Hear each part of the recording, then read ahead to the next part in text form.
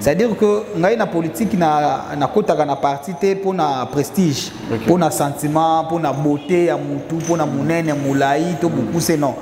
Congo za ya mutu te, mutu moko botoma na drapeau ya Congo na libuma mama na ete, za biso nyonso soko za na poste moko lelo, il faut ça la pour l'intérêt ya Congo. Il faut ça la pour l'intérêt ya yote na famille na yote. Nord Kivu eza province à part te, ya pays sous eza na kati ya Congo, c'est notre province. Ezaki vraiment na ba ministre ebele inactif, très inactif. Rwanda réagir, français partout, même pays ebele ba réagir pour le baki baza contre nomination wana. Vital Kamerhe, VK, nous saluons un expert économiste. Je pense que à Kolaksabiso de quoi vraiment il est expert. Wana Kolaksabiso Rosan Kolaksabiso, surtout que il y a plusieurs soupçons. Il y a Oenoye qui réellement la personnalité politique naé, je pense qu'il faut prouver le contraire. Il faut laver la méthode à Congolais. Bakangaki, une délégation à Kinshasa avec plus de 300 cartes vierges.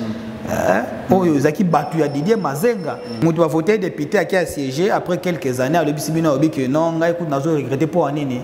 Na comme député, ce n'est pas un année. Toza kunaga pongi na pongi. Towe ba mamposa la te.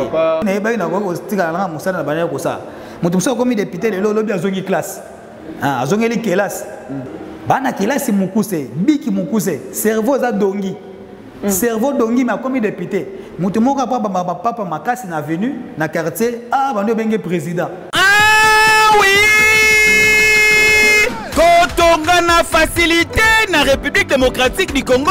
Oui, et ça possible grâce à Congo Global Construction. Oh, ezali agence expert na magambotali construction. Makambuo otindela kimo na tata mosi mbongo aliaki o cousin moka kimo na mbongo construction et sila grâce à Congo Global Construction oyo aye na ba solution pour na ko faciliter na bino nyoso makambotali construction et ça les mana faciliter nyoso ba na disposition na bino nyoso ya construction veut dire oza na terrain olingi basalela yo plan ya ndaku contacter bango o construction soki okotonga malembe veut dire par étape obandi na fondation osilisi o évaluer obeti élévation évaluer o matiti na makambotali batol si mana yango entame makambotali finition bango bazali expert nango basala kabongo conception ya ba plan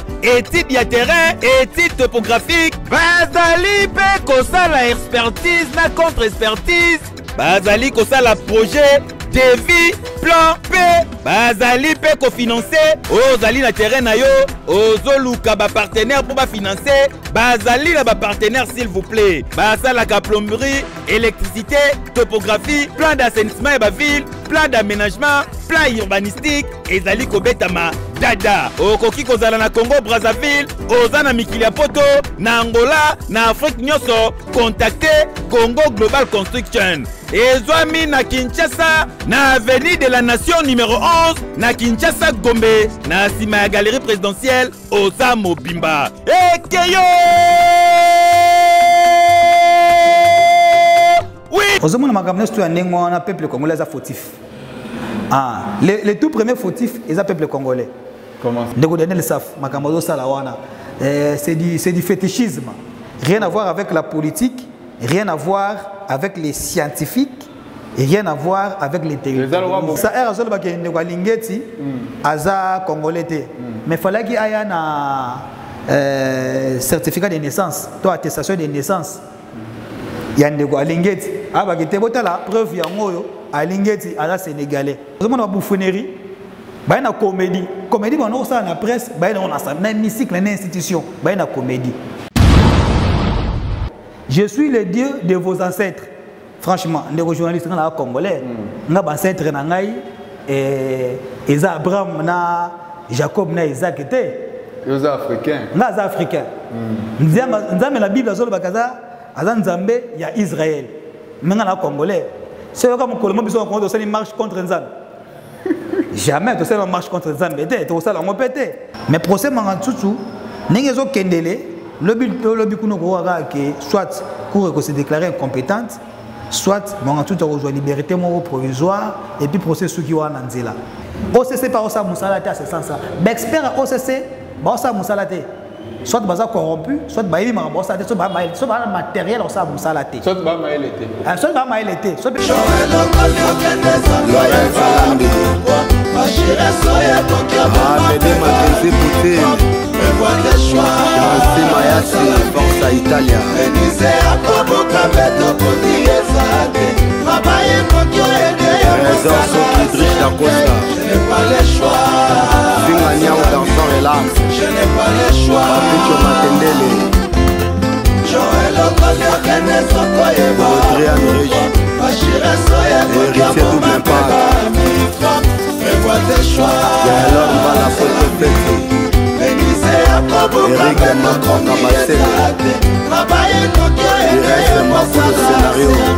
n'ai pas le choix. Je n'ai pas le choix. Matali Bokungu Joker. Liva Lobaki. Nabangati. Soki beta peri pembeni ya bolimo. Nalinga. Mentalité misunga oyo ya Grace Mandela, la pétrolière. Boye bake.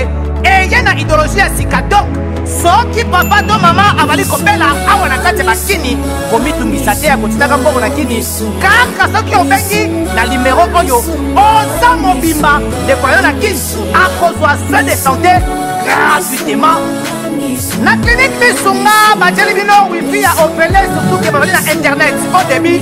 Donc soki ndeko na yo avali kobela olingi oyeba état de santé na ye okoki kobenga ye sali kukuma ozwa ata interférence na nzela. Maman, bonne santé. Soki ndeko na yo azwi occasion ya kozwa baswin na mitolite misunga yebake kuna na ntongo oza mobimba na petit déjeuner mpe na pokwa yebake badive ezali mpe na pointe po okolia okondima teke ozali na hôpital bazali na basale ya opération. Sans oublier test oculaire, donc oza mobimba et la mitole misunga et que ça la qui misuna yo et son à l'oukola na commencement na clinique misunga bazali pe la dentiste minu e kozonga tumu pia misunga ba traite kape cataracte yebake o komona pepele ya mbetolo lokola kaka éclairage public ya New York misunga ta santé c'est gagné. Alors la clinique misunga oyo ya Grace Mandela, la pétrolière. Est-ce que les alliés, les atteints? Voilà mesdames et messieurs, bonjour et bienvenue encore une fois sur cette chaîne. Bien sûr, Fimbouna Fimbo News à travers cette émission, qui moi je suis le présentateur, le jeune Moké, votre humble serviteur. Je suis encore ici devant vous pour présenter cette émission. Aujourd'hui nous avons encore de nouveautés, nous avons des informations, nous avons beaucoup à vous fournir au jour d'aujourd'hui mesdames et messieurs. Restez scotchés jusqu'à la fin de cette émission. Suivez nettement cette émission et puis donnez vos avis en commentaire. N'oubliez pas de vous abonner dans notre chaîne Fimbouna Fimbo News, abonnez-vous massivement pour ne rien rater. Alors je ne peux pas être kilométrique verbalement sans pourtant remercier cette équipe avec qui nous concoctons cette émission. Bien sûr, il s'agit bien sûr de messieurs Macron Gimbi derrière la caméra. Merci beaucoup d'être là Macron Gimbi, merci beaucoup mon frère, mon bro, merci beaucoup. Merci également à celui que j'appelle affectueusement Whisky Wishy. Whisky Wishy à Missa Piaolo, merci beaucoup à la régie finale, merci d'être là. Merci également au grand frère Makizem, le grand Ken Piana, là où il est depuis quelque part. Merci beaucoup à vous. Merci également là, je profite directement de l'occasion, parce que tant au Banato Kekambala Moko directement jusqu'à la fin. Je profite de l'occasion pour dire un grand merci à ces genres de personnes qui sont toujours là pour nous, pour la bonne réalisation, la bonne faisabilité de cette émission. Ils nous soutiennent moralement, financièrement, de toutes les façons. Il s'agit bien sûr de mon frère Fader Mavouya. Merci beaucoup à toi Fader Mavouya depuis les États-Unis d'Amérique. Merci beaucoup de me soutenir. Merci également à mon grand frère. Lui c'est le grand frère Gaylor Ndombe, l'ancien journaliste de la RTNC. L'ancien journaliste de la RTNC. Il s'agit bien sûr de mon grand frère Gaylor Ndombe. Et bien sûr du grand frère Hervé Nzambé. Hervé Nzambé, grand frère, merci beaucoup. Merci pour tout ce que vous faites pour moi. Merci également à Kevin Longangue. Kevin Longangue depuis quelque part mon boss. Merci beaucoup d'être là Kevin Longangue. Merci également à Bellamy Moubiere. Bellamy Moubiere, merci d'être là. Merci beaucoup à toutes les personnes qui suivront cette émission. Vous êtes beaucoup, vous êtes nombreux. Alors je passe directement la parole à mon invité qui va vous dire bonjour aujourd'hui. Macron Gimbi, élargissez s'il vous plaît. Merci. Bonjour maître. Bonjour monsieur le journaliste.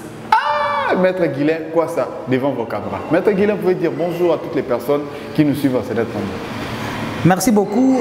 Merci à tout le monde qui nous suit à ces moments ici précis pour l'émission que nous tenons aujourd'hui, pour en fait expliquer au peuple congolais ce qu'ils n'ont jamais peut-être pris connaissance, ils n'ont jamais écouté, au-delà du fait de plusieurs discours d'apologie sur les individus, sur les personnes.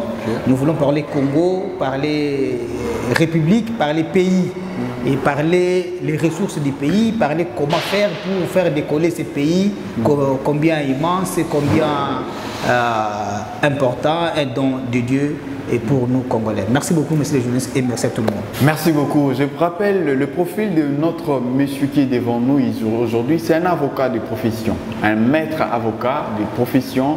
Il a postulé au sein de ces pays dans des élections à la députation nationale. Il a postulé au sein de notre pays ici. Alors, il va brièvement nous parler de son profil. Maître Guilain. Nous préférons tous à la Lingala parce que notre chaîne est suivie un peu partout. Au Canada, en France, les États-Unis, vraiment, nous préférons tous que nous la Lingala pour comprendre. Maître Guilain, quoi ça, Aza Nani? Merci beaucoup, Ndeko journaliste. Pour la Mutuna Otuningai, comme on a Guilain Kwasa Nzambi Fumu. Nzambe Mokonzi. Donc Nzambe Mokonzi Lingala. Appelé par les Nzambe Mokonzi Lingala Ningo Lobby. Merci beaucoup. Naza Congolais. Des pères et des mères. Ah oui, il y a vraiment la polémique qui n'a pas vraiment Naza Congolais. Oui, des pères et des mères. Ningo Lingi. Naza avocat de profession, donc ancien de l'université de Kinshasa, avocat de profession. Naza na barreau à Kwilu. Je salue d'ailleurs tous les avocats du barreau de Kwilu et les bâtonniers Puta. Je suis de la province, de la grande province de Bandundu, actuellement la province de Kwilu. Naza na territoire ya Masimanimba. Voilà. C'est vous pas y avoir postulat. Ouais, et pas y toujours ça la bataille politique. Naza candidat na Masimanimba Nazaki na 2011, la première échéance électorale Langai, et puis na 2018, ceux qui nous avaient abattu, il y a plus sous Makasi et Makoki. Donc vous allez sous en 2023 pour toujours matérialiser lutte, vision autozana yango et pour notre pays, pour notre province, plus pour notre Masimanimba. Vraiment, pour notre Masimanimba. Pour notre nini, vous allez qui ça awa, nous avons un kin, vous vendez trop tangi awa, seulement ma belle université no tangi awa. De pour notre nini, pour notre cas pour postuler na Masimanimba. Merci beaucoup, monsieur le journaliste, pour la question. Pour notre nini kaka Masimanimba. D'abord, je dois devoir rappeler que na bandi lutte politique na 2011. C'est-à-dire que na bandi lutte politique na 2001. Nazaki na un étudiant na G1 au regard de Makabobele bande ko leka na mboka ba inégalité, ba discrimination et belé. Et c'est là que na banda combat politique d'abord na ba mouvement associatif. Nazaki fondateur, cofondateur, secrétaire, coordonnateur, il y a plusieurs mouvements associatifs na Kinshasa Awa. Na bien entendu na Livulu, na Bambanzalemba et tout dans les tout Moamba, na banda qui lutte na ba association de quoi la AJBA, association des jeunes de bonne action, CDC et ba association belé. N'est pas wat puis to bandi makanisi ya kotia maele na biso, kotia koya na port. Wana na ba jeune awana zaki na ba wana ko estimer ba né zaki ba né. Oui, na zaki na 2001, j'ai un zaki na 2001 na bandi Bitumba et lorsque on a participé à la marche Belé comme révolutionnaire né, dans la révolutionnaire né, vraiment sensible. Ouais, vraiment trop sensible dans ma injustice, ma illégalité, inégalité, des discriminations, nazaka trop sensible. Il y a moi la lutte politique, na bandi combat politique, vraiment la parti politique neti na structure au MLC. OK. Na cher ya papa Jean-Pierre Bemba. Ouais, cher mouvement ya Charman Jean-Pierre Bemba Gombo. nakotaki pour partager qui ba vision à Jean-Pierre. C'est-à-dire que ngai na politique na kotaka na parti te pour na prestige, pour na sentiment, pour na beauté ya mutu, pour na munene mulai to beaucoup c'est non. Ngai na politique na kotaka na parti pour na idée pour na vision. Na okaki Jean-Pierre Bemba, président Jean-Pierre Bemba excellence actuelle VPM ya défense. Na okaki à l'époque vision na pour na Congo, secteur par secteur. J'ai partagé la vision et puis et ça qui est na kota na kati ya vision na bitumba ya parti et pas yoapi na MLC et je dois vous avouer que ça parti oyo ibakisa kingai tonus na sens ya révolution ya combat politique parti oyo ibakisa kingai détermination parce que c'est un Jean-Pierre Bemba ne passe na prena qui toza bisonyo so ba Congolais toza bana ya Congo il faut te bouler la Congo Congo za ya mutute mutu moko botoma na drapeau ya Congo na libuma mama na été za ya bisonyo tout ce koza la poste moko lelo il faut ça la pour intérêt ya Congo il faut ça la pour intérêt ya yote na famille na yote alors na wuti wana nazaki naza cadre archive ezali naza ancien cadre MLC nazaki président communal d'abord avant na président communal MLC Lemba nazaki na équipe ya campagne ya honorable José Bolema ozaki député provincial en 2006 ya MLC nazaki na coordination ya campagne ya José Bolema avec tout ça pe mo makambo ebele na Lemba na longwe wana Bakangi Baimoto nazalaki trop na ba mouvement ya ba marche bien avant que tourner ba mouvement ya ba marche ya MLC. Je rappelle ici qu'on a participé à la marche de Liboso en 2001 lorsque des équilibres acquis à décision, il y a Laurent Désiré Kabila concernant Minerval, frère académique à l'époque entre l'université de Kinshasa et puis l'université de Lubumbashi na Inelu. Minerval kuna bakiti saki yango na seko le kamakasi na iniki les acquis likolo. Tous avez parmi participer à un mouvement à marche wana masasi hélicoptère matati na iniki ngana sala na front na marche. Tout petit que j'étais déterminé. 2001 déjà. Ouais, 2001. Dans une marche, bah image des Ali, bateau, bateau, bah image air, bateau, archive, bah au moins la biso, bah percevoir va bien. Ok, au moins la tous qui wana. Et n'a pas participé à la marche à Makasi air en 2004. En 2004, lorsque bah groupe rebelle, bah mouvement rebelle, bah eko zoa ville ya Goma.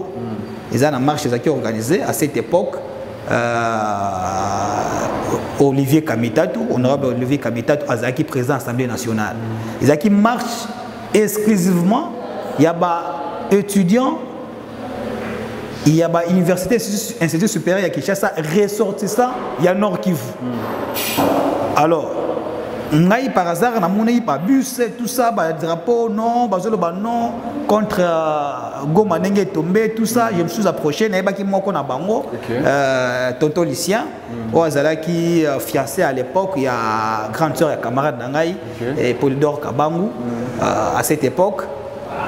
Tout lycée, qu'est-ce qui ne va pas? Non, non, non, nous sommes les ressortissants Nord Kivu, étudiants, il y a Nord Kivu, qui Goma est tombé entre les mains des rebelles, alors que le gouvernement est awa, le côté Monisco est awa, Mbok est tombé dans Maboka rebelle, c'est-à-dire que Bisso parents bakoufi, bandiro bakoufi na minto bazan insécurité, nous devons aller côté ka mémo na Bisso na parler du peuple dans l'Assemblée nationale pour décrier, dénoncer ces comportements, dire non gouvernement, attelement Monisco, alors moi gouvernement 1 plus 4. Marche oh il y a le bosso 1 plus 4 égale 0. Je fus parmi organisateurs parmi participer à marche wana. Ngai à l'époque bon, comme aujourd'hui je suis ressortissant d'Ibandundu et ça qui marche il y a Kivusien.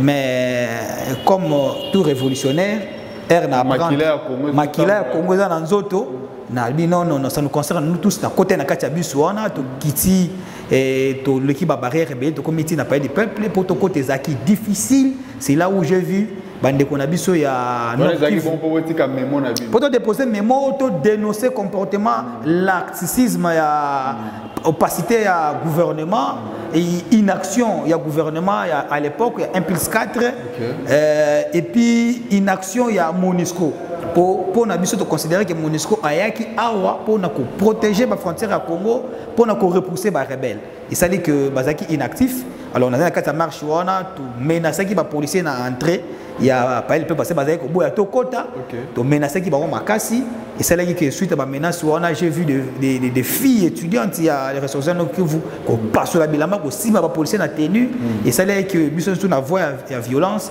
avec au fongola portail côté la palais du peuple, c'est la première fois.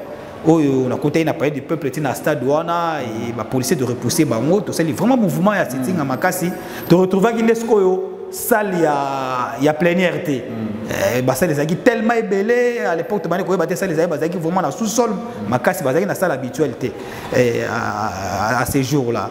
Et c'est lorsque si quand na grande salle d'attente on a place entrée presse ezala qui on a babani ko interview il fallait qu'on passe un message au là qui a mémo parce que bureau assemblée batina qui délégation il y a ba député pour recevoir mémo ba recevoir mémo na biso ba o kabiso à ce moment-là presse yaki presse internationale locale nationale bayaki pour ba ba déclaration na biso bande ko nord qui bazaki surpris parmi ba on passer ba kanisa bazaki ka association de swahiliphone bazaki surpris que parmi bango il y avait bamona ressortissant de Bandundu bazaki trop surpris bazaki émerveillé et considéré que pendant bango lutte c'est là qui pona bango kaka ba comprendre parce qu'il fallait que ça la pour ça interview ça l'interview na ba langue nationale nyons tout ba tolinga la baye ba lobby batu ya Chiluba naturellement bazaki batu ya Swahili bango moko bakolo Swahili baye ba pesi message na Swahili fallait que mutu moko ba na Kikongo alors je me suis pointé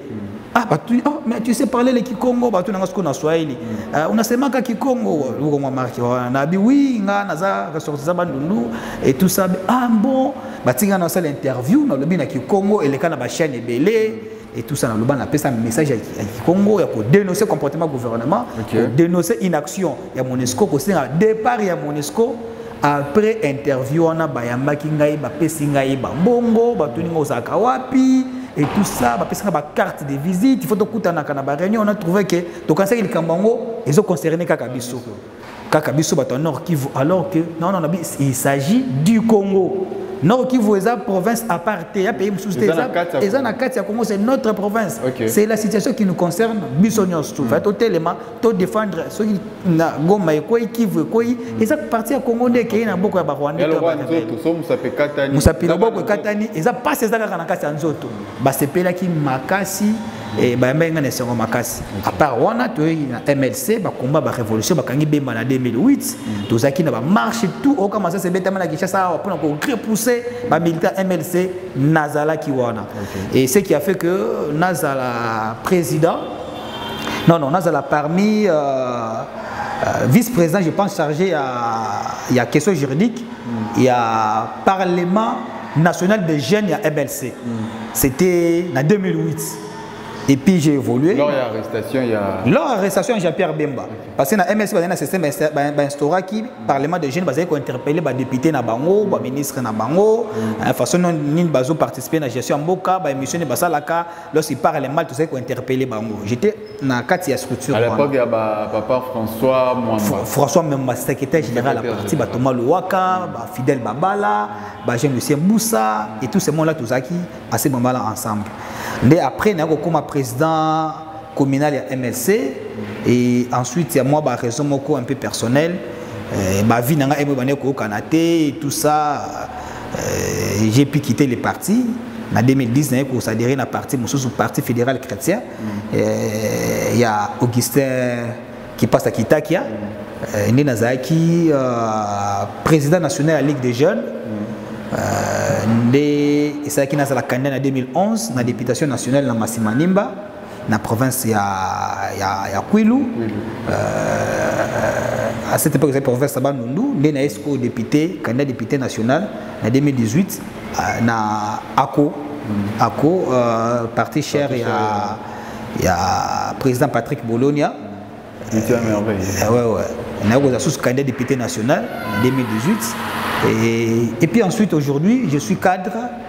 Actuellement votre appartenance politique vous avez un parti appartenance du parti vous avez un parti non actuellement nous avons une autre vision action pour une autre vision du Congo AVC parti cher il y a excellence Didier Boudimbu c'est là où je suis président fédéral il y a Massimanimba c'est là où je suis mais dans le cadre de l'émission on a le combat parti je parle comme un analyste indépendant peut-être dans un mandat à parti comme communicateur par exemple ou délégué envoyé.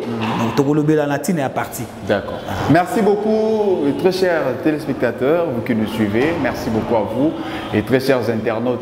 Alors à présent, nous allons parler de l'actualité. Cette chaîne n'est pas seulement une chaîne où nous allons parler des artistes musiciens, mais c'était la salle de non. Nous allons innover dans cette chaîne. Aujourd'hui, nous allons parler des situations qui se déroulent dans notre pays, des actualités, des problèmes qui sont dans notre pays. Alors ensemble avec le maître Guilain Kwasa, qui s'est comporté aujourd'hui en analyste, il va analyser les situations, vous allez suivre ensemble. Actualité oblige, maître Guilain. Comment, au monde en le gouvernement Sambade, le gouvernement a même si ça m'a le comportement n'a pas se comporter d'après tout d'abord, je salue le gouvernement Sambade. Je salue Eza Iloko Tobane Kozela Makasi et en considération il y a léthargie. Il y a plusieurs membres du gouvernement Samba 1. Le gouvernement Samba 1, ils acquis vraiment un ministre Ebele inactif. Très inactif, noyé dans les réactions. Alors que chef de l'État, je salue, monsieur le chef de l'État, son excellence Félix Antoine Tshisekedi Tshilombo, on est affectueusement Fachi Beton. Tubandeki population, bandeki kozana ba remou rebelle, mais gouvernement oyo makabuzo tambolate et tout ça, secteur rebelle, ils ont vraiment amorphe, inactif. Il faut vraiment changer l'animateur, soit changer carrément tout le gouvernement. Alors, il a toujours trop pris de patience. Trop patient pour agir. Peut-être pour étudier comment nani débattre wapi et puis finalement. Voici que le gouvernement Samba 2 est seulement en tant que membre de l'Union Sacrée, parce que on a obtenu un parti de l'Union Sacrée, qui est dans le gouvernement, qui est le ministère Mounen et hydrocarbures, où je salue l'excellence Didier Boudimbu, l'excellence au service de la nation. Mais maître, le tant qu'analyste. Tu n'as pas ce qu'il y a autorité morale oblige. Voilà. On a salué le gouvernement Sambade, malgré que le gouvernement, au-delà, il y a un point fort, notamment il y a un nouveau venu dans le gouvernement, notamment la présence, il y a M. Jean-Pierre Bemba Gombo, le ministère qu'il faut, le ministère de la Défense. Le ministère, on a depuis trop longtemps, il y a un adversaire. Donc, on a le ministre de la Défense, mais on dirait l'adversaire est bangueté. On dirait apparemment au sein même il y a armée, généraux on dirait que douter. Mais présence il y a Jean-Pierre Bemba que je connais. Je connais la détermination, la loyauté et le sens élevé à patriotisme et puis à nationalisme. Et je pense qu'il va donner au changer. Nomination Rwanda réagir, France partout, mais on pays va réagir pour le contre nomination pourquoi il y a un ancien rebelle et tout ça, alors qu'il s'est battu à cette époque là pour une cause des acquis nobles, des acquis pénobles. Les lois tout ça peut se faire chance belé. Avec Bemba makambo ko changer na est na biso. Tout le monde est arrivé il y a Vital Kamere VK, nous saluons un expert économiste. Je pense que à Sabiso de quoi vraiment il est expert. On a surtout que il y a plusieurs soupçons. Il y a Oenoye qui réellement a personnalité politique naé. Je pense qu'il faut prouver le contraire. Il faut laver la méthode à Congolais. Mais jusque-là, on a déjà service. Mais on a habité.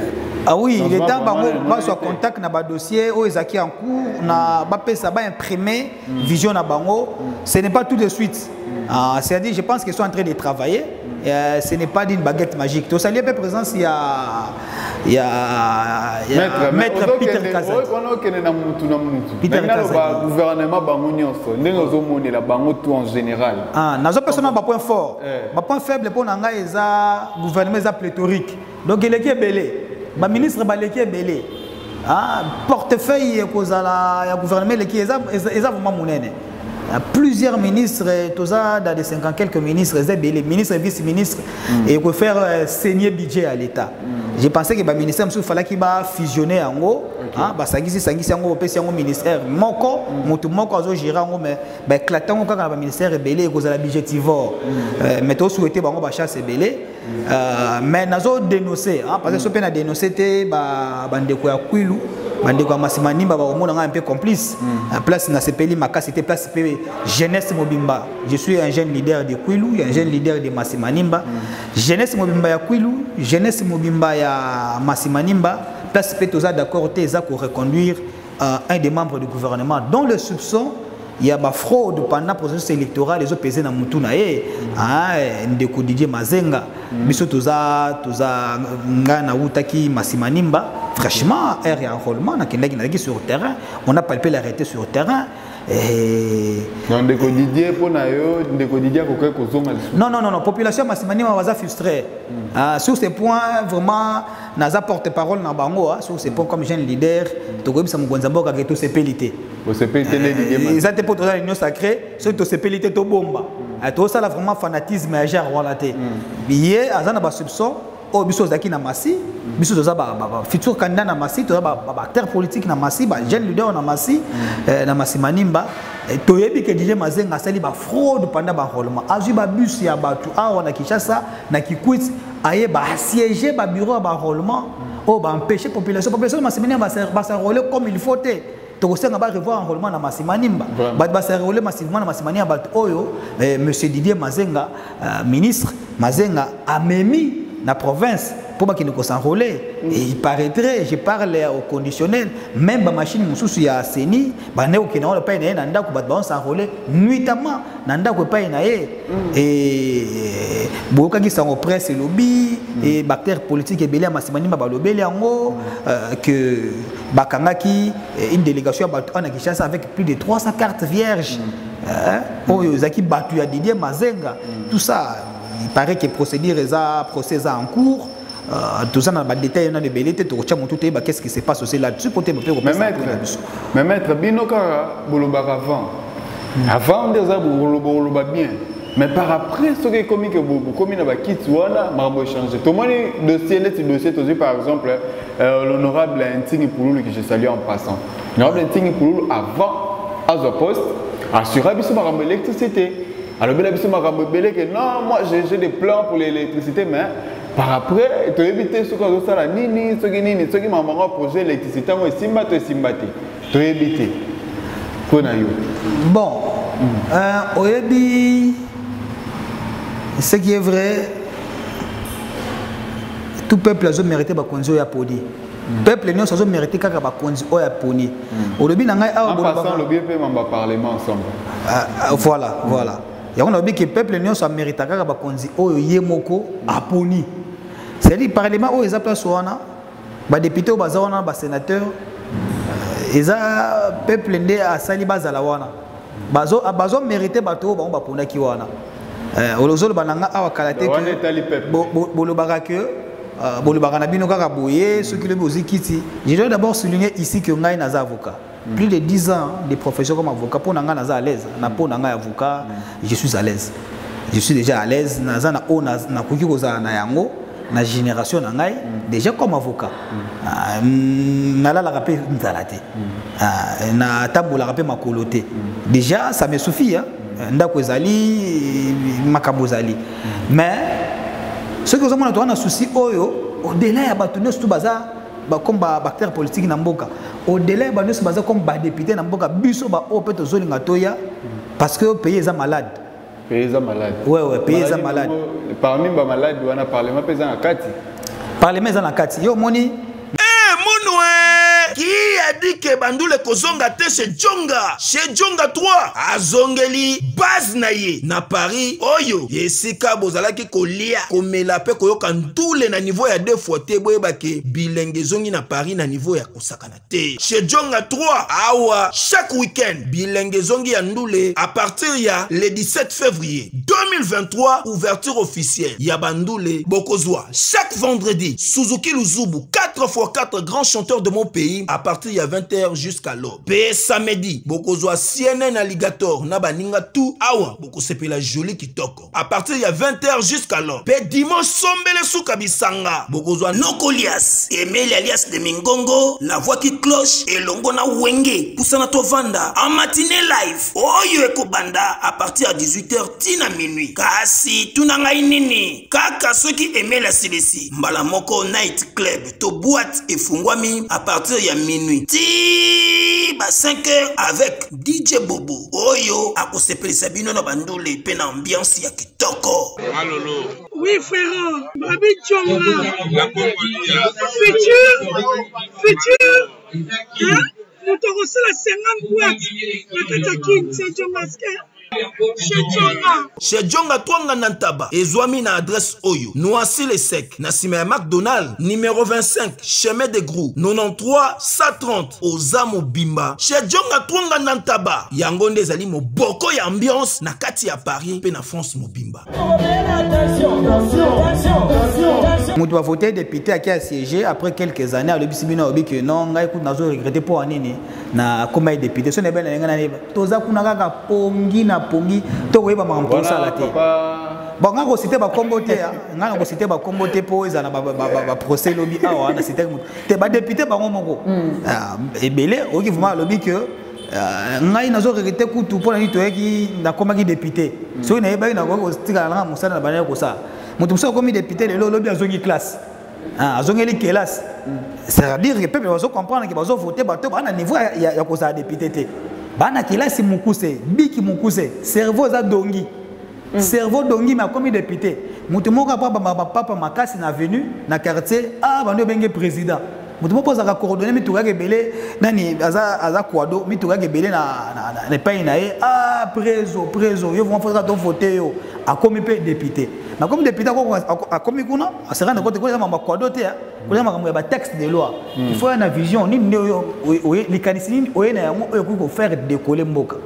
Pona gozoka na makanisi o le bien ya honorable Tingi Pululu. Oui, biso na to landa ki Tingi Pululu awa na structure ya bien la ligue des serviteurs. Si on a ba servir peuple té. Ouais na ba loi oyo ko changer ko booster situation sociale ya mboka.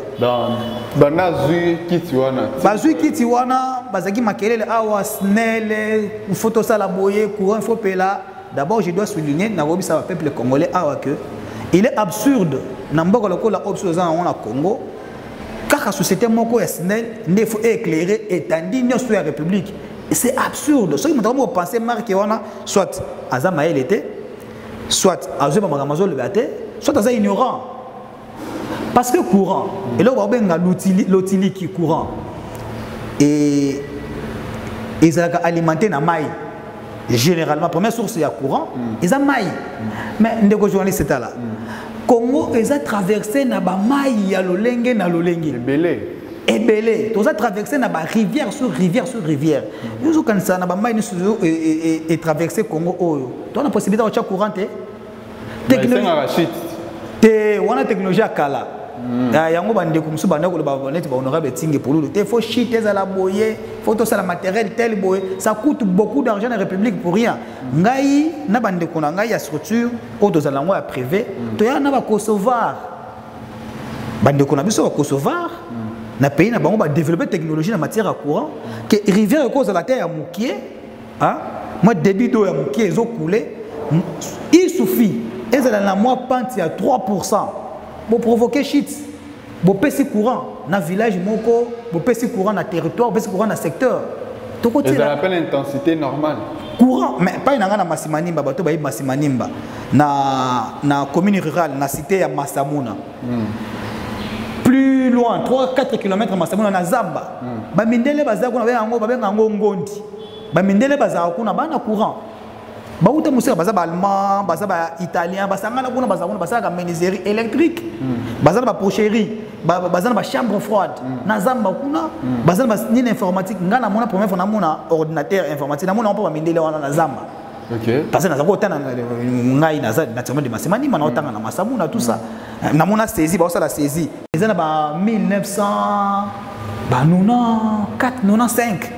Courant banda moi rivière ya Moukié va provoquer chute courant na mai ba bendi courant quand même kaka chute wana ba zu mai ba traiter mai ba mela mai à robinet mais ba na zamba mais Massimani moi les traverser na combien de rivières il faut courant et uta wapi pour belisa na Massimani il faut uta na inga il faut uta na kakobola il faut uta et uta et uta na kati ba rivière ezana masito na ba mai ba bikina ba mai belisa na Masamuna na Masi dans ba rivière ya minene avec ces rivières là ba Kosovar ba prouver du soir avec projet ndeko journaliste to tamboli na représentant ba Kosovar wana awa on dit avec 2 millions de dollars Tokyo alimenter territoire. C'est-à-dire que na période, na temps, na timing de 1 à 6 à 8 mois. Donc, la construction, il y a shit, il y a la production en courant, et puis la distribution. 6 à 8 mois courir peli dans le territoire. Mais c'est quoi un projet? On peut même pas dans les projets. Tu me mets en haut et pas à bateau de bien à décider. Dans la tête sous régime il y a biso on est aquí FCC cash ba koka jamais zaki belé et tout ça. Tu me mets en haut bandero ba vandi auto beti ba porte o esengeli.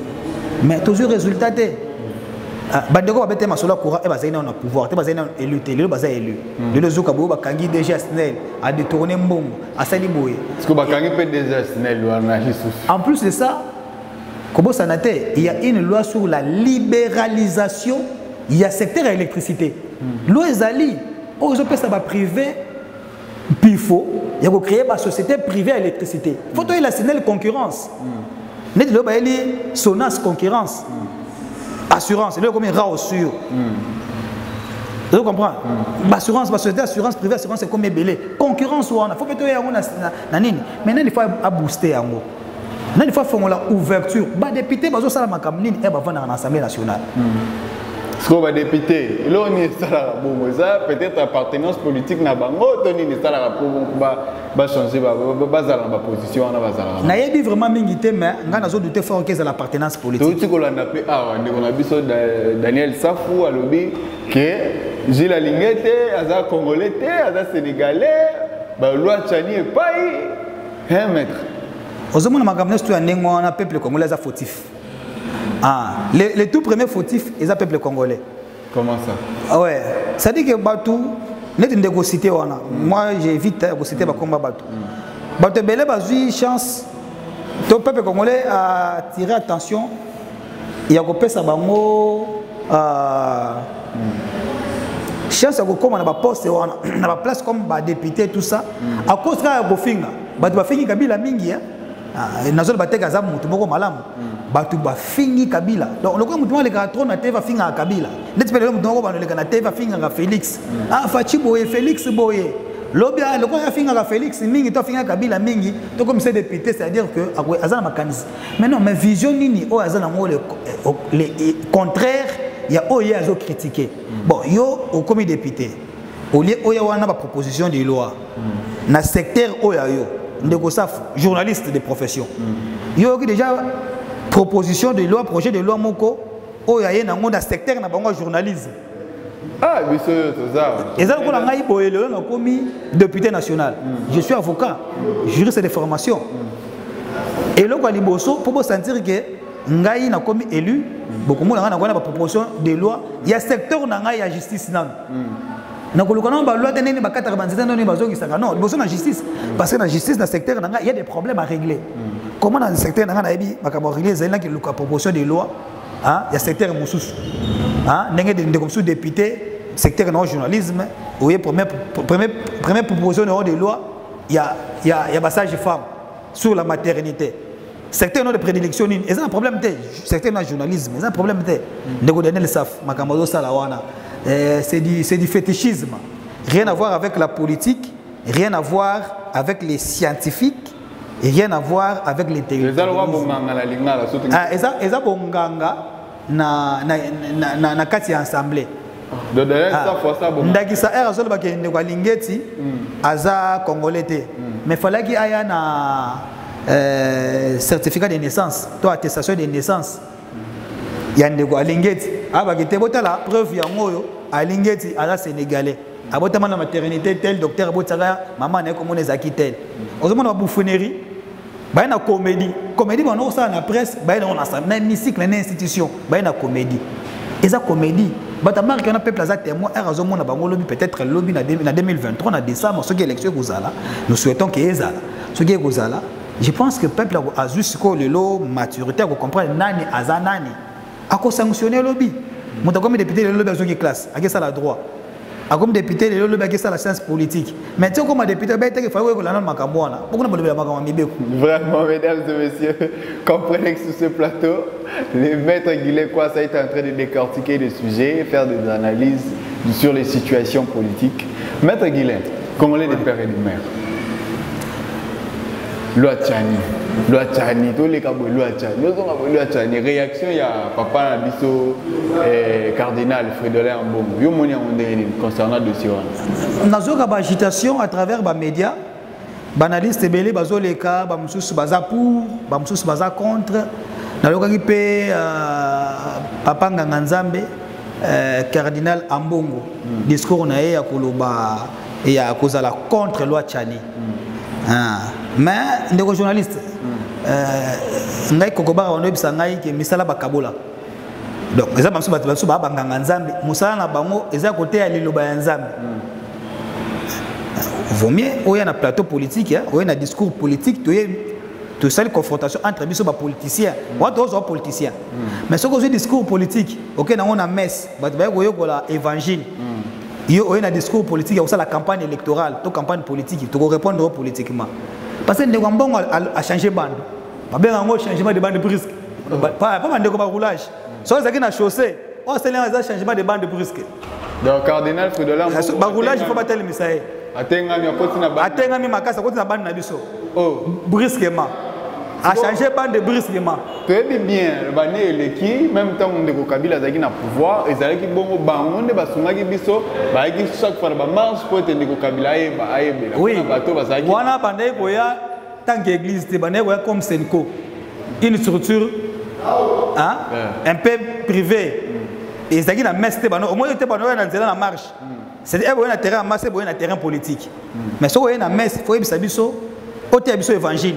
On explique biso Mukande lobby que Nzambe akelaki Dieu créa les cieux le premier jour. Il sépara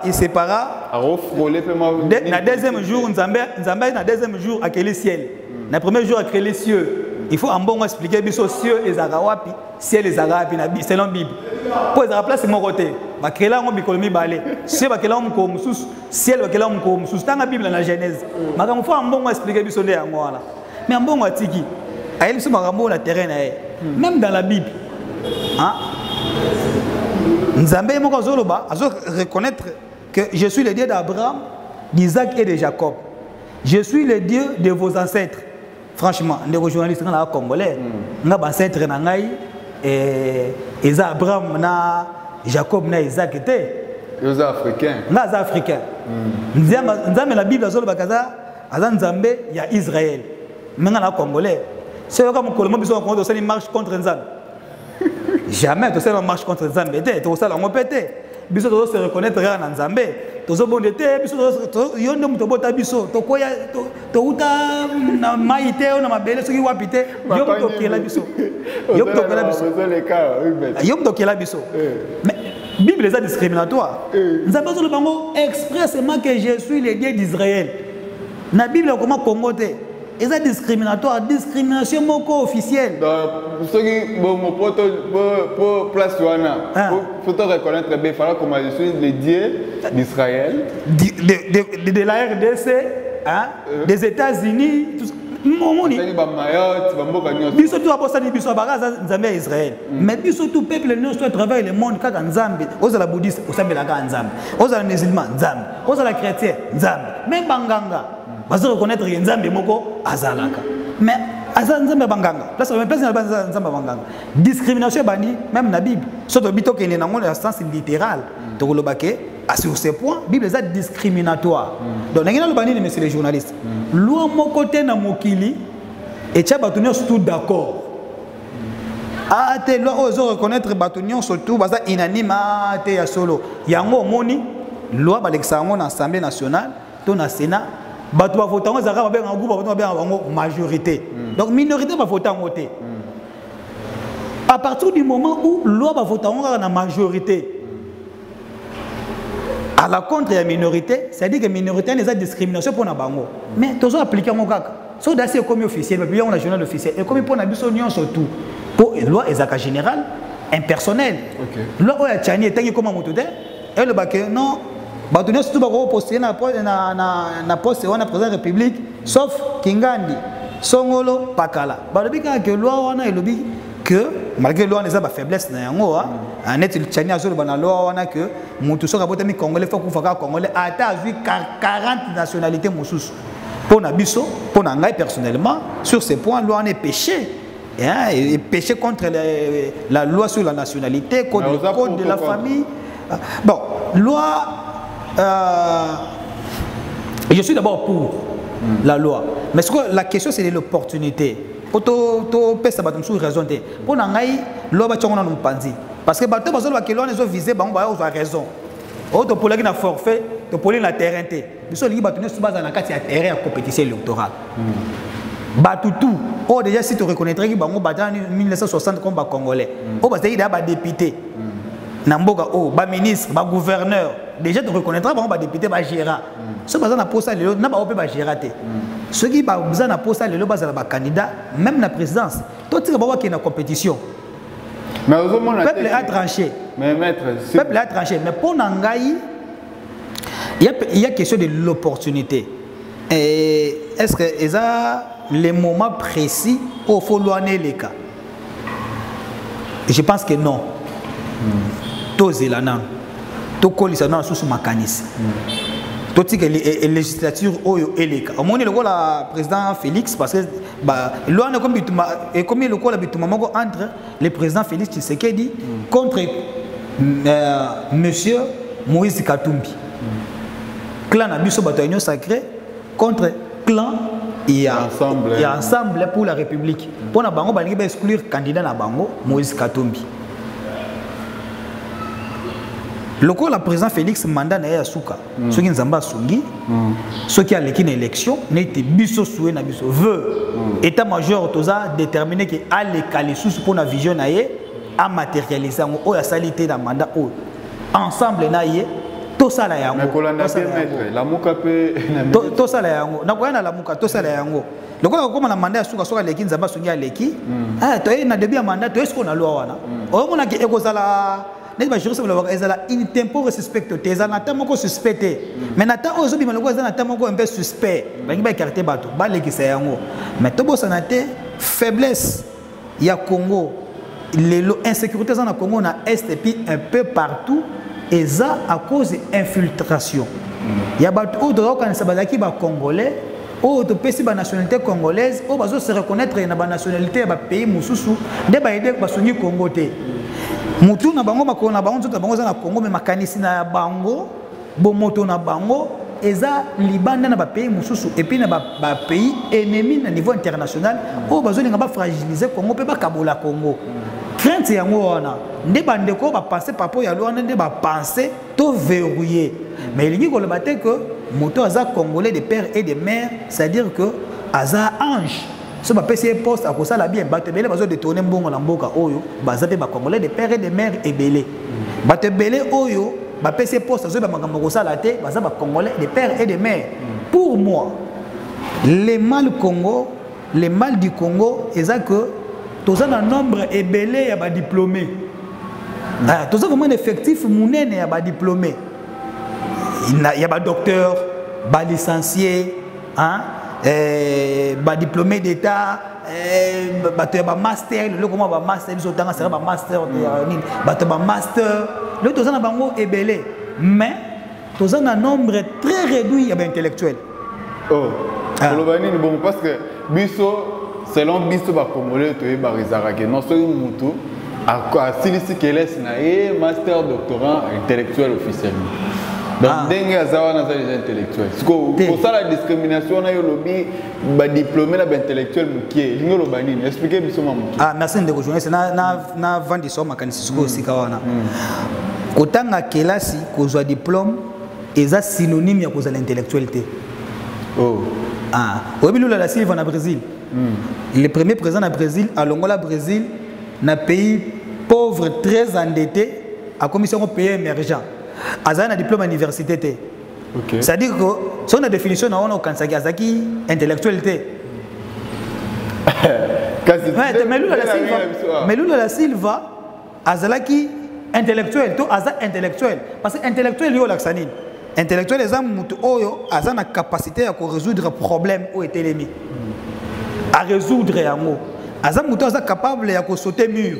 C'est-à-dire que place batunyo surtout maele na bango esuki baza so na solution te ya na maele ya sika alekisi batu wana na barrière wana. Asote bango mur oyo blokaki bango na maele na makanisi. Yende intellectuel. Mais diplôme te na diplôme et puis na système oyo belge atika la biso ya classe bazo former ba perroquet.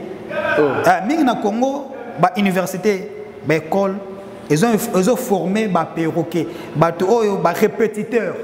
Ba yebisaki 1 + 1 = 2 1 + 1 = 2 atika la bongo bazo former ba répétiteur. Ba na pouvoir ba monter to na bazo former ba intellectualité. Yango ngai nazomona pe faiblesse côté gouvernement. Au moins, je salue vision chef de l'État par rapport à l'enseignement, gratuité. Mais le plus grand problème à pays, ce n'est pas la gratuité. La gratuité, c'est bon, c'est une bonne décision. Mais le plus grand problème à pays, c'est qu'on refondre, qu'on revoir les systèmes éducationnels à pays. Le système belge, c'est obsolète. Enseignement à travers le monde, même si vous changez le LMD, mais LMD n'a programme ni, n'a programme d'enseignement ni. Vous comprenez que tu as payé le RDC, tu as vendu le mine. Tu as une école, université, tant que ça m'a mine. Donc tu as une incapacité. Voilà. Tu as une incapacité, il y a identifier les minéraux, tu as une richesse, tu as une 2, il y a quantifier, 3, il y a transformer, 4, il y a créer une richesse. Congo, ils ont un bongo, il faut boire même la fleuve. Okay. Mais il y a des photos en bongo, même dans ma tête à place de Alia. Mbongo, ils ont des millions, ils ont flotté. Mais maël est à bateau, ils ont ça pour bazoyer. Les députés, il faut avoir une loi qui a 20 millions de dollars dans ma tête. Vous avez 20 millions de la Banque mondiale. 20 millions de dollars dans ma tête. Ndakisa. Ce qui te pèse, pifo. Ou bien autonomie de gestion. Naba entité administrative déconcentrée, net ba commune, ba quartier. OK. So de une autonomie de gestion. Net bona kisha to na DGRK.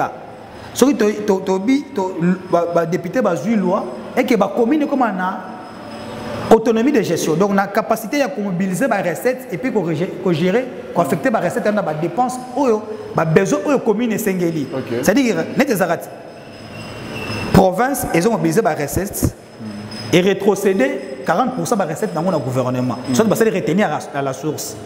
La commune, il faut passer la rappeler bongo. Ils ont mobilisé les recettes, retenir 60%. Il y a des recettes mobilisées dans chaque commune. 40% de la ville pour ville a fonctionné. Mais les gens n'ont pas ouédé.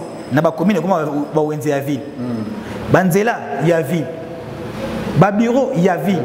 Nous avons un DGRK, Direction Générale des Recettes de Kinshasa. Il faut éclatant. Ils ont DGRM, Direction Générale des Recettes de Matete. C'est-à-dire que beaucoup de gens ont autonomie financière.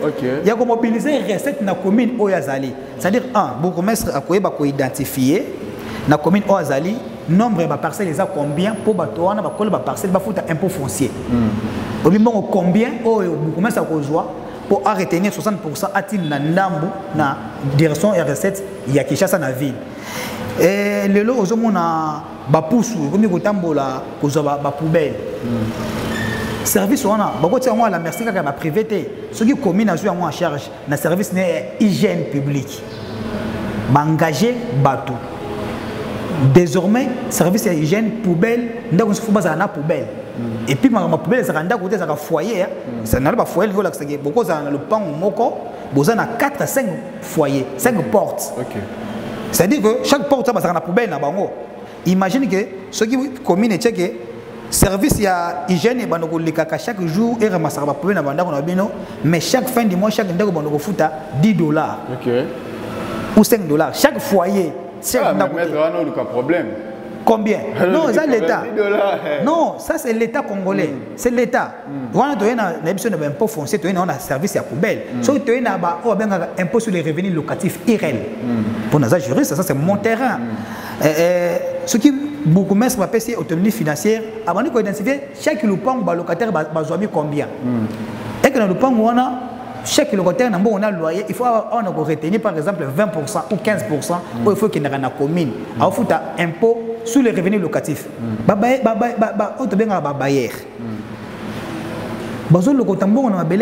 y a pas on dirait l'État zate. Et pas locataire. Loi ezali, il faut foutre mbongo na l'État. Donc, bangote locataire, à retenir 22%, si je ne m'abuse pas, 22%, sur le coup, il faut $100, il y a loyer, il faut 22%, il y a $100, au retenir reste au PC local, il y a bailleur, 78%, il y a $100, au PC bailleur, 22%, ok, il faut na caisse, il y a l'État. Maître, combien tu as perdu, tu as flotté. Mayeli, il faut que tu aies Mayeli. Et on a dit ok, na Congo, au moins beaucoup de gens ont dit na beaucoup de gens ont dit crédit, na beaucoup carburant, na mariage. Dongi, na beaucoup mariage. Bon, comment on a officier de l'état civil. Bon, il n'y a pas de loi qui les accompagne dans ce sens-là. C'est-à-dire que les mal du Congo, ils ont des diplômés sur 100 millions d'habitants. Soit ils ont des docteurs, licenciés donc des diplômés, ils ont des classes. Soit ils ont 60 millions. Si on a 60 millions, on a 6 millions de babas intellectuels. Il y a un diplôme. Il y a un système anglais. Qu'est-ce que tu connais faire? Je suis docteur en. Licencié en. On est dans le système européen. Il y a un système Akala. Il faut que ça soit un système Yassika. Mal les Congolais, les systèmes financiers et bancaires au Congo. Les systèmes financiers au Congo, ils ont empêché le Congo de recevoir le flux de monnaie. Il y a des investisseurs au Liban. Les Lombongo est un boulaka na papier. Et tel que vous avez un mbongo à papier. Mbongo est électronique. Puis les investisseurs, ils ont posé investir dans le Congo, ils ont un projet il y a 5 milliards. Tout le monde a une valise à 5 milliards pour investir dans le Congo. Ce sont soit les instruments bancaires, c'est-à-dire qu'un investisseur a un projet bancable, par exemple, il y a un banzela dans le Congo, un projet bancable, où la banque est en charge, où il faut financer le projet, il y a un bon côté. Mais le projet n'a pas payé d'instruments, où la banque est en charge. On va faire exécuter, et puis on a la banque et le projet en collaboration avec. D'accord, maître. En fait, voilà, ils ont vraiment temps pour décortiquer vraiment. Mais dans le Lingami, ils ont moins actualité. Ok. Ils ont l'actualité. Où ils ont la branche, ils ont les camionnettes dans la Mouka. Ils ont les camionnettes dans la Mouka. Martin Fayoulou, Akangami, Nandeko Moïse, Nani Adolphe Mouzitou, Nangambu Naye, Avina personnellement. Pour l'anglaise, maboké. La mouka est maboké. Oh, bazo sala. Ah, oh, bazo sala lelo, ils ont maboké. C'est-à-dire que, au moins, pour pouvoir être à la fort, il faut, au Moupanzi à pouvoir être une opposition forte. C'est-à-dire qu'il faut une opposition structurée, avec des projets, des programmes de gestion. Mais sur cette opposition, ceux qui lobbyent à pouvoir, tala tokoya na solution songolo pakala na secteur songolo pakala.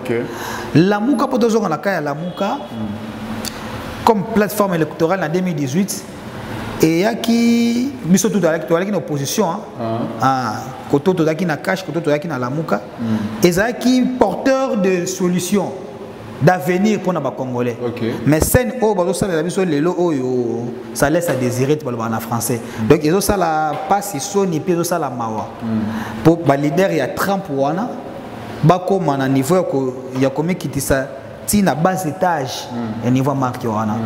En plus de ça de cela. La Mouka la plateforme électorale t'es pas ne bazo là. Et la plateforme il y a résistance. Bino ne décidé pour vendre ça, pour implanter parti, pour recruter des cadres, bateau, bakoya, pour faire sa mine électorale lobby. De l'autre côté, nouvel élan, ndenge ndeko Katumbi na ensemble. Ils parlent trop ensemble dans la même plateforme électorale. Pour nous, avant d'ici parti, on a su quoi une alliance. C'est ça la politique. Mais la mouka totikango, la mouka pour nanga c'est du passé. Il faut le loto le makambo sika. Donc il faut le loto bango bande ko ona, ba le makambo sika. Batika ko distraire ba milita ba cadre ba parti na bango na théâtre ona ya la mouka. Les lots eza koki vite. Mais Martin Fayulu na Adolphe musique baza bandeko. Baba ndeko ndeto lobaka baba to ya province oyo toyebi yango wana baza bango baile bandeko ya Kwilu baza bango baile bandeko ya Kwilu ya Grand Bandundu moi naturellement ezala kola ba lion baile bana kata zamba il fallait que suka boye c'est-à-dire que tokaki ko sanctionner sur une époque ya Kizenga na Kamitatu bazala na plateforme moko oyo bana ko se réclamer leadership bako potane comme le roi Wenge on est zaki Wenge donc auto ngana leader Jibem Piana auto na leader Weranson auto na leader Didier Masela Adolphe de Lugens bako kabona kaka mutamto sa Wenge na e comme ce kotango faut comme la muka soit et comment la muka bar Mozitu la muka bar Fayulu ce bazula mikanda bazula on peut mikanda to bossa comme Wenge El Paris BCBG maison mère fait sous et comme lango bongo mais c'est du théâtre oyo toki ko sepela lango te ils ont fragilisé opposition ce que opposition ils ont fragilisé pouvoir et aux akidiba opposition ça lango za ko la musa pouvoir basalité baloba ba sala basalité ba tongite ba ba kotonga ba baliete ba ba lesa batu courant appel na matete pela ka sous fallait pela mais ça ils sont comme la distraction c'est que le gouvernement majorité pouvoir bon ça avance sur le côté d'accord en tout cas maintenant comment lentement vers la fin de l'émission mais na rollinga plus tôt les canabas sujet un peu plus rapidement le sujet actualité oblige to ko les canabas sujet wana te sujet mususu to ngito aborder autre rôle les canabas rapidement ça sujet à Mangasusu honorable ministre na ko ba kutena ba passeport diplomatique rwandais tout ça ya lobby a bien moté ba vie na yo personnellement en tant qu'analyste merci beaucoup de journaliste pour na mutuna dossier Mangasusu soko pesa sous chance to kozonga na émission go ya lokolo bingi ngoma komi na suka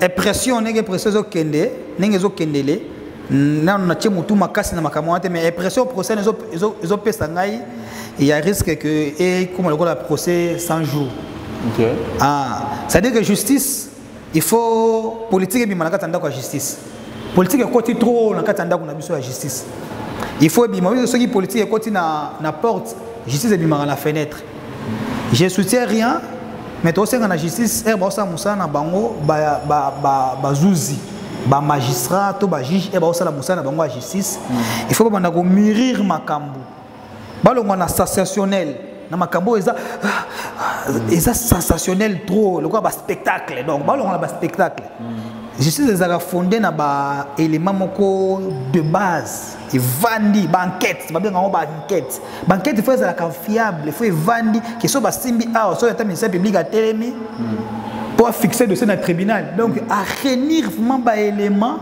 oyo ezaka mutu oyo ba condamné kaka so nga na ju parole na présenter dossier na tribunal il faut ka ba condamné ba élément ko za la réunir na genre wana mais procès Mangasusu ninge zo kendele lobby kuno ko waka que soit cour ko se déclarer incompétente soit Mangasusu rejoint liberté mo provisoire et puis procès suki wana nzela impression je peux savoir zo kende na banalise na ngai parce que maître total to lo banane place ne ba lobby ke batimoli ba arme na kati ya résidence na moko ba moni na ba passeport ya mwasi na ye ya rwandais ya mwasi na ye passeport rwandais pardon ba kutani ye moko pas na passeport rwandais asana coffre moko ali bomba ba bloco wana ba meki ko fongola coffre wana de ba bloco wana no se bonani mettre mutu yo ba moni bongo sikoyo mettre tayo bon on a na yo qui est que ba kutie na 11 passeports 7 passeports ordinaires na 4 passeports diplomatiques oyebi ke mutu tayo ceux qui le zo voyager mingi à travers le monde passeport na yo peut tonner dans le côté le fait okuta ngai boy na 15 passeports d'infraction c'est-à-dire les bossos tondaki et même les tondis mais ça te cause un passeport so to bien congolais mais comment est-ce qu'on a passeport rwandais ndé ya mwana ndé tozo ngato Oui, parce que na carte ba monnaie na passeport diplomatique rwandais. Parce que le service faut ça la moussala approfondi. Ça veut dire que le service on a na justice, na le service à renseignement, il faut accompagner ka institution. Na ba vrais éléments il y a renseignement. Mon ensuite ça député national le bien. Mais tiens comment député national pour loi ils a clair l'électoral. Pourquoi député national il faut à la congolais. Deux fois atteindre selon l'échéance plus de 18 ans pour la députation, plus de ceux qui 30 ans, 40 ans. Les critères sont là. Mais elle te dépose la candidature, nous avons un député en 2018, elle te dépose le service n'est pas pour vérifier. Pour l'objet de Congolais, na komi Rwandais, Ougandais, Burundais, tout ça. Surtout que au Congo, il y a un regroupement, il y a plusieurs nationalités d'attente. Tout comme les Congolais. Par la volonté, il y a la communauté internationale de Congolais. C'est-à-dire que revendique trop appartenance, il y a un Congolais, il faut y avoir une enquête fiable. Dans le but de dossier, dans la prochaine émission, nous allons avec des éléments un peu plus de détails. Mais, côté moi, justice, on peut dégoûter quand même les Congolais. Justice, quand même. Il y a trop à revoir. Peut-être qu'il y a un député, il y a une proposition de loi, et comme ça, justice, moi, ma casse pour les cas. Hôtel procès 100 jours. Nenge se soldé batebele bakanga ba wili bakonga banani bakangio bazaki na ba preuve tout ça bakangi ba ngolo liberté provisoire le comme na ko binela chef de l'état par-ci par-là oui mutu na biso union sacrée ba neti ba soupçon o ezaki ko na ye procès ezaki ko mutu na ye ba ndeko 100 jours ba no ba libanda ezo pesa ba congolais moi dégoût abakangi mutu a ko bima na ye bakangi mutu donc c'est-à-dire que bazouzi ba magistrat faut basaka musala na ndenge longo bani babimisa politique na mitu voilà on a politique na mitu na comportement et puis basa la vraiment indépendant babimisa politique bi na kati ya ndako ya justice batika justice ezala indépendante libre bon ça musala comme il faut batika justice ezala indépendante wana maloba ya maître Guilain Kwasa alors maître Guilain parce que na moi dossier na biso ya suka lelo otoko lobela za phénomène kuluna. Okay. Maître Yosa maître avocat phénomène kuluna yo comment bakangi mutu omona lobi azali bana mutakati mutu luboko mona lobi azali bana ezalaka nini bino bata justice boye créer biso quand même eloko nini sala makawa na makamni ba manigance to eloko nini sala makawa na poete mutabuki mutu mutabomi mutu mutasali boye lobi azali bana malobomboka yo maître. Merci beaucoup ndeko journaliste pour la mutuna mais na kozonga la mutuna tuna qui est liboso par rapport au comportement gouvernement sambelo comme ekima kengai omoni na une émission nazana tenir kaki militaire namoni nazana tenir kaki militaire ba congolais bazokufa na est comportement attitude ya gouvernement samba titre comme le 2 pour ngai membre de l'union sacrée que je suis et donc c'est personnel vraiment malade mingité aux hommes le comportement du président Zelensky il y a Ukraine banda ukrainien moko banaye kokoya na coup de balle ya ba russe azaka kateni militaire c'est ça le comportement lorsque un pays est agressé lorsque ba citoyen ya pays on a bazo kufa na guerre moko gratuite o bazo imposer bango soit na communauté internationale soit na ba voisins tika na biso ba communauté internationale via ba voisins bazo imposer biso guerre moko gratuite il faut pour nangai gouvernement afficher attitude de guerre lié au lakisa balongo na attitude bazo afficher ya cause la confortable veste chemise cravate cortège wa muna ba congolais bazo kufa te balongo na ba veste na ba cravate toza la kaki militaire baza la kaki militaire et ko pesa ba militaire tonus ben c'est sûr comme kotaye la biso comme regardant il faut tout seul tout monde la école la biso comme il faut même mon konzamboka à cause pas kaki militaire net homologue na ukrainien ne pas congolais bazo kufa il faut longola dans le veste alongola chemise cravate alongola costume donc moi c'est de la mikolo costume fachi alongola ala tola taper kaki fachi kaki militaire fachi tola ta kaki militaire sama net ministre de la défense il faut vraiment que notre bureau na yé ndeko Jean-Pierre Bemba il faut que notre cabinet na ministre na Goma aye on a passé sa guerre wana soki ba homologue de musuba yo ba kutana faut pas que de Goma pour nous on a danger des alliés comment ça na yango na partie na yewana azo ya pour kita aller on panzi à M23 si ya atterri na aéroport ya Goma ata obie zo kuna ba rebelle ba beti communauté internationale ba interpeller donc ndeko pemba fois que no chaka cabinet na Goma aya na bureau na au commandant place bazo bongisa te akende Goma akende chaka cabinet ya ministre de défense na Goma ba militaire ba moi ba proche na ministre c'est-à-dire que pression comportement ne peut sa pression de monter militaire ah bien excellence ça ah ok bah zongi ça va reculer bombarder ah bah ministre ba longola Patrick Mouya ya point de presse chaque vendredi c'est bon mais cravate chemise t'es excellence alors on a qui excellence tous attaquer à sa point de presse face à un kaki militaire hein gouvernement comportement il y a institution face il y a ennemi il faut comprendre que au moins même population qui sont l'attaquer yango bilamba autosoma yango erwana erba mané ko agresser so te faut la attitude ya ko erreur des ministres ou la défense à salaki yango ministre intérieur ou aleki négocier le salaki yango wana a comprendre qui message té message pour na ba congolais salaki que nous approprions nous sommes combattus nous sommes agressés nous sommes vraiment notre chère patrie est agressée to s'approprier l'agression faut te bunda ses ennemis donc na maboko na nzete na machette na nini to ko bunda to l'attaquer en bongo ya comprendre que te akati là wana population comme déconnectée ta la bitu même na mana est awa na Kinshasa awa bar musique donc oye na cité musique au fond les télévisions chaîne musique bana tongo tipo quoi chaîne pasteur bana bana oteya bana tongo ti 20h oteya kaka c'est ma bonza ba nazo profiter pour interpeller ndeko ya Sesak mokonzi ya Sesak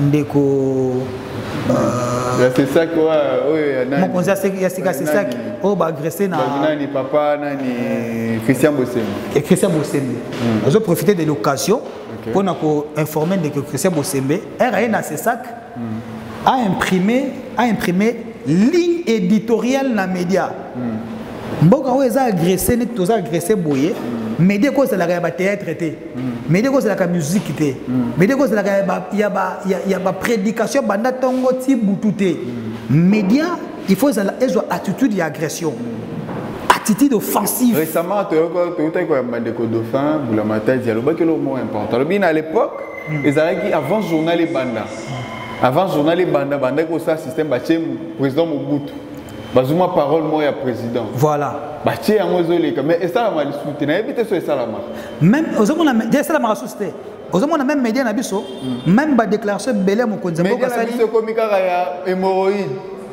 kisi ya potali boum oh kisi ya média komika ya boum té aussi cité média komika ka boma mama kolisa nzoto mwana mobile eloko mosusu yango wana banganga wana soki batradi praticien basalaka boma mama yesa nsima monene komisa nzoto na mobali molai ese bakosala te kisi oyo comme révolutionnaire wana bakomisa bato bakongole barévolutionnaire te bakosala kisi moko te comme cerveau na ekoma mayele comme patriote wana kisi na badécouvrir te mais boma mama nde bazodécouvrir il faut arrêter sur ces gens là biloko wana c'est-à-dire que c'est ça Bosemende mutaza aza IGF ya presse ya média IGF nango za Bosemende il faut bakanga babiloko ya ba chaîne oyo ça la théâtre ba genre wana ba théâtre ba genre na matete arrêt mobimba ya maman la reine béton cimenterie béton maman la reine cimenterie béton arrêt mobimba maman la reine cimenterie béton discours wana message ezanini c'est-à-dire que pour na biso ya bana basi pour bazwa na considération na valeur na société il faut zala na sima ya munene message ya mwana mais esa distraction biloko marque on faut arrêter ces gens ozomona Bosembe asala musala RIA il a découvert les failles tout le monde a ligne éditoriale même na RTNC comme Saranga ozomona côté mokonza moko osala discours moko contre l'agression na RTNC ba ola biso ba osala émission ya sexologie ba osala émission ya boma mama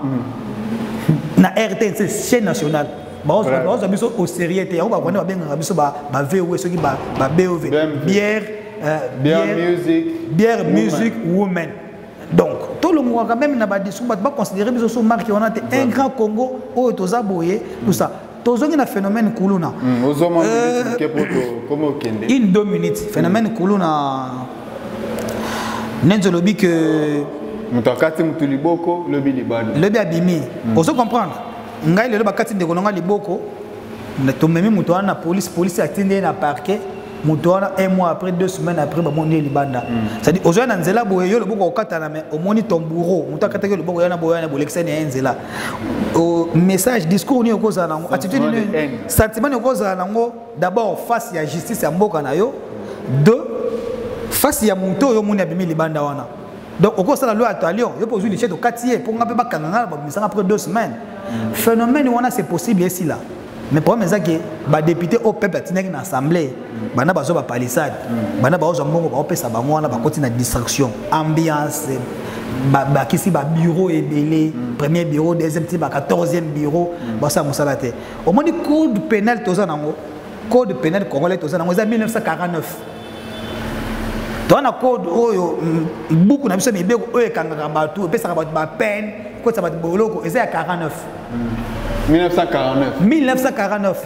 Donc, si le revoir mon nom, na beaucoup wanande, na beaucoup wanande ba lobi soki mutu akati mutu de boko azoki si mutu bien ngo cause blessure volontaire. Mbano na ye to sanction na ye ezala ya de 1 mois à 6 mois. Imaginez que mutu akati mutu de boko, mutu a sanction na le boko te, mais ba kangi mutu wana 6 mois après ba bimisier, 2 mois 3 mois après ba bimisier. Ozo comprendre ezana kati ya mobeko. Ah mobeko nezo favoriser phénomène kuluna. Et là quand les boss favoriser phénomène kuluna eza mobeko. Oh. Ah faut donc ça la mobeko ya sika. Il faut donc à mon sens ceux qui un jour ceux qui lobby peuple a séninga confiance na Massimanimba. Je salue les habitants de Massimanimba, la jeunesse de Massimanimba. Ceux qui lobby a passé une chance. Na comme député, il faut qu'on pénate revoir. Ba balinga loi tchani, mais ba loi beleza ko revoir. Donc ils ont faute ya ba juste. Liboso faute ya liboso, eza ya loi. Il faut revoir la loi. Tout y a peine, il y a infraction à cause de blessure volontaire. Et il faut comment soit à perpétuité. Soit 20 ans, 10 ans, 15 ans, sans amende. Balongo l'amende dans Makambouana, sans amende. Ça, c'est la première proposition. Deuxième proposition, c'est l'équipe lobby député. Deuxième proposition, c'est qu'il faut, des journalistes, créer une police spéciale pour Nakuluna, un parquet spécial pour Nakuluna, un tribunal spécial. Pour Nakuluna. Donc, police moko zate ote point chaud, ote police moko kaka pour kaka de Kuluna. Et on a la capacité d'identifier ba Kuluna partout en collaboration avec chef de localité, ba chef de quartier, chef de rue. Donc identifier nda connaît so connaît la police na okanga bango. Police na transmettre bango na parquet. Après l'enquête, il y a magistrat du parquet, spécialiste na Kuluna. Bagotinda bango na tribunal pour condamner soit à 15 ans, à 20 ans, soit à perpétuité à Zakuna, soit condamner bango à travaux publics. Bagé négocier la musala ya bilangani ba o bazana kanyamaka c'est wana mais na ba fin fond ya bazamba ko cause na possibilité ya komona mukilité.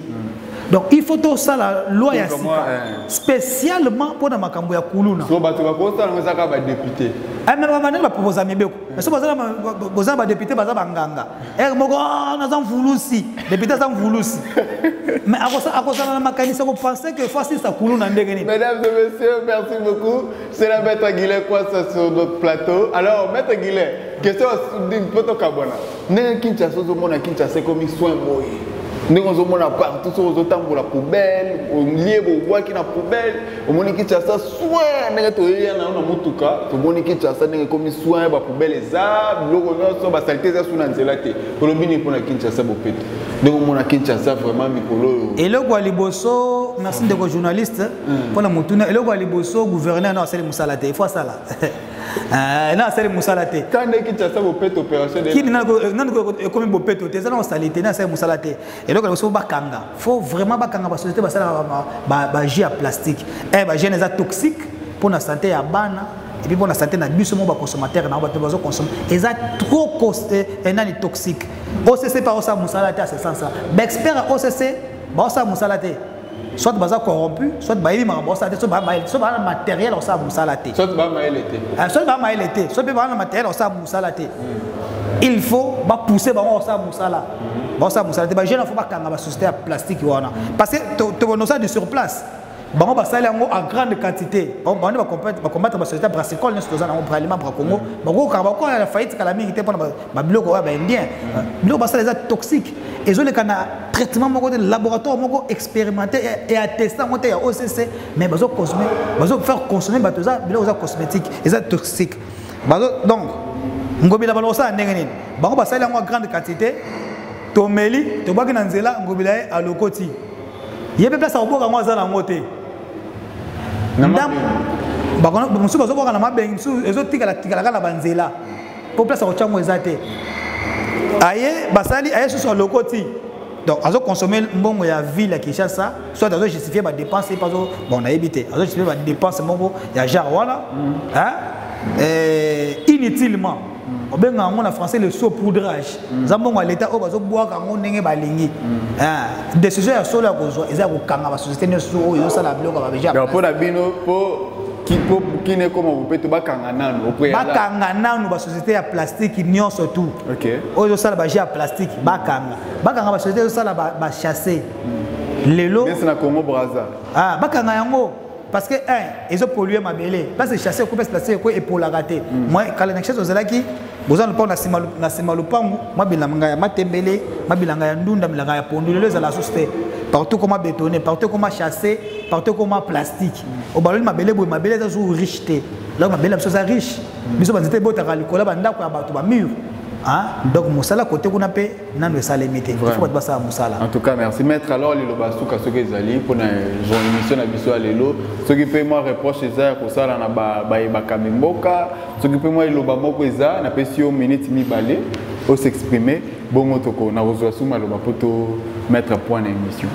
Il y a liboso ndeko journaliste na tondi bino botondi yo na équipe na mobimba po boyambinga na émission na bino na tondi bino botondi pour na disponibilité à temps pesinga pour na loba parce que na Congo tozo ba mingi makambo oyo to lebela mingi batu ba mususu ba lobela fachi beto lokwa biso bataino sacré mais mo konzi beso ka to okumisa ka mingi azo ba te makambo nisbe le kanase mo voto ebisa ke mo konzi mo beso le ka ki wana se wana jale lo leki trop surtout ebisa mo konzi jale lo trop comme lokwa ba ba sala na musique. Ah, aux leader, aux champion l'équipe bango. Te mo konzi ba critique ka action na ye pour abongi ça pour intérêt na biso nyonso. Pour azamo konzi na opposition na ya biso ino sacré. Tout le monde la terrain on est trop ya jalelo. Tozo kumisa trop to critiquer pe ba action na biso. Makambo ça les mêmes ça les ma bien. Yebele ça les ma bien tozo saluer ba action makambo belé mo konzi mboka sali et là en pesi. Attends justice le za ba faiblesse belé. Mais et là on est quand même la justice trafic et là liboso oyo je salue excellence Félix Antoine Tshisekedi Tshilombo et là quoi ya munene on appelle ça que longo ne trafic d'influence. Moi je suis le premier bénéficiaire il y a action na yona ya ko mater sur le trafic d'influence au ezaki na régime ya kala ngala zaki na kine wabotola ka le pango na boulevard du 30 juin et pas il y a ba puissant ya régime ya kala 5 ans durant pour le trafic. Mais naya grâce il y a vieux mokonzi mboka a maté trafic na récupérer le pango wana na zongisela papa wana le pango wana famille on va comment le na joie et le comme monene yango wana mais à continuer sur l'indépendance et la justice. La justice n'est pas totalement indépendante. À continuer les ministres de la justice bah on peut essayer vraiment trop de pouvoir être sur ma juge na ba magistrat. Ça c'est un problème. Azo mais la moi syndicat ya ba juge na ba magistrat. Baza moi banditisme c'est dans le domaine de la justice. Ah bah ça c'est le côté. Pour magistrat to juge pour information va funda na conseil supérieur de magistrature. Ça le la yo ba yo funda yo na surtout na ba journaliste. Boza entre bino. Ba ke funda pas auprès de tes compères. Donc les loups entre eux ne se mangent pas. Mais il faut Mobeko oyo ko pesa ministre de la justice bateau de commandement. Décision, il y a révocation, il y a suspension, il y a un juge, il y a un magistrat. Et il faut accompagner l'état de droit. L'état de droit, faiblesse, c'est la justice. La justice. Le magistrat, le juge, c'est électron libre. Il y a trop de bandits. Il y a trop de banditisme dans le secteur de la justice. Donc makambo beleza ya koloba na hôtel makambo éducation si na émission que tu saluer des décisions à gratuité, mais il faut revoir le système éducationnel. Les programmes de l'éducation du Congo n'accompagnent pas le développement, l'émergence du Congo. Tout ça obsolète, le système éducationnel est obsolète. Makambo beleza ya koloba na ba secteur tout, même il y a courant, tout ça na poste ya promotion, il y a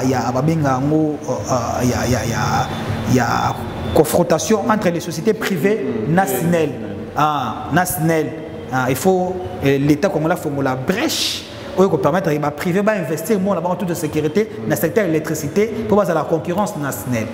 Donc il faut comme dans le secteur il y a la banque, dans la banque, la télécommunication dans le lobby, temps ils dans le secteur de la télécommunication, monsieur le journaliste, c'est un secteur où l'État est absent. Peut-être avec des façons détaillées, l'émission Oyokuya. Donc, on a une occasion, ni l'État va perdre à côté. D'accord. Merci beaucoup. C'est là le maître Guilain Kwasanzame Fumu, appelé par ses intimes l'aigle des Massimanimba. Merci beaucoup. Merci beaucoup. Merci, c'était un plaisir pour moi de le recevoir sur mon plateau. Alors, merci beaucoup à toutes les personnes qui nous ont suivis. Merci beaucoup à vous. Sans vous, Moboulou. Écrivez-nous en commentaire, écrivez-nous sur les numéros qui est affiché au bas de vos postes récepteurs. Nous allons avoir aussi le temps de discuter avec vous. Pour vos produits et services, contactez-nous aussi au numéro qui est affiché là. Merci beaucoup à vous, merci beaucoup à toutes les personnes qui nous suivent depuis les États-Unis, depuis la France, la Belgique, depuis le Canada, depuis beaucoup de pays, des Chypriotes, des Dubaïotes, là où vous êtes. Merci beaucoup à vous de nous suivre en tout cas. Je suis très content d'être là à votre service. Merci, c'était là Makongi, mais derrière la caméra, ainsi que Whisky Lucia à la régie finale. Moi, le jeune Moké, je vous retrouve très prochainement là, dans une même chaîne. Je dis au revoir. Bye.